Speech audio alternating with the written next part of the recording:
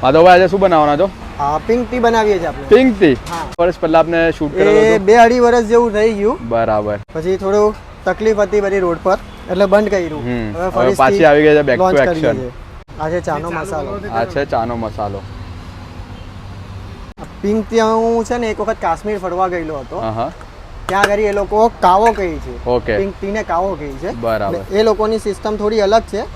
આપણે એમાં થોડો સુધારા વધારા કરીને આપના હિસાબે નવી બનાવી છે. બરાબર. તો એ જે તમે એડ કર્યું તે જ પિંક ટી છે? હા, એ જ પિંક ટી છે. એને બનાવવાની પ્રોસેસ બહુ લાંબી છે. અમારે મિનિમમ 24 અવર્સની પ્રોસેસ છે. ત્યાર પછી આ સિરપ રેડી થાય છે. બરાબર.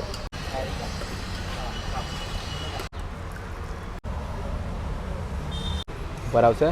ડ્રાય ફ્રૂટ છે. રેડી છે આપની પિંક ટી.